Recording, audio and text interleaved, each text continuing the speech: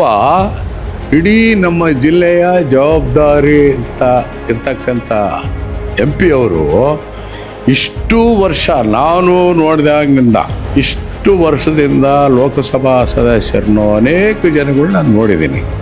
ಆದರೆ ಪಾರ್ಲಿಮೆಂಟ್ ಭವನದಲ್ಲಿ ರಾಜ್ಯದ ಸಮಸ್ಯೆ ಬಗ್ಗೆ ಯಾವೊಬ್ಬ ಲೋಕಸಭಾ ಸದಸ್ಯರು ಸಹ ಮಾತಾಡಲಿಲ್ಲ. ನಮ್ಮ ದಾವಣಗೆರೆ ಲೋಕಸಭಾ ಸದಸ್ಯರು ನೂತನವಾಗಿ ಮೇಡಮ್ಮರು ಅಲ್ಲಿಗೆ ಆಯ್ಕೆಯಾಗಿ ನಾವೆಲ್ಲರೂ ಸೇರಿ ಅವ್ರನ್ನ ಕಳಿಸ್ಕೊಟ್ಟಿದ್ದರಿಂದ ನಮಗೆ ತುಂಬ ಹೃದಯದ ಸಂತೋಷ ಇದೆ.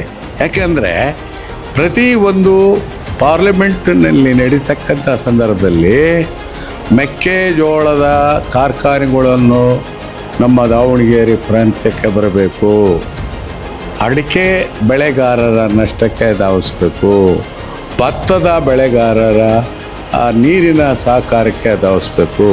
ಈ ರೀತಿಯಾಗಿ ರೈತರ ಬಗ್ಗೆ ಪಾರ್ಲಿಮೆಂಟ್ನಲ್ಲಿ ನೇರವಾಗಿ ಸ್ಪೀಕರ್ಗೆ ಕ್ವೆಶ್ಚನ್ ಹಾಕಿ ತಮ್ಮ ಬೇಡಿಕೆಯನ್ನು ಇಟ್ಟಿದ್ದಾರೆ.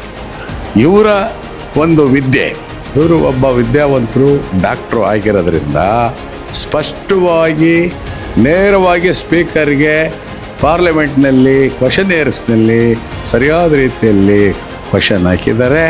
ಮತ್ತು ಆರೋಗ್ಯ ಇಲಾಖೆ, ವಿದ್ಯಾ ಇಲಾಖೆ, ಇತರೆ ಇಲಾಖೆಗೆ ಸೆಂಟ್ರಲ್ ಕಮಿಟಿಗೂ ಸಹ ಇವರ ಒಂದು ಬುದ್ಧಿವಂತಿಕೆ ಮೆಚ್ಚಿ ಅವರು ಸದಸ್ಯರಾಗಿ ಮಾಡಿದ್ದಾರೆ.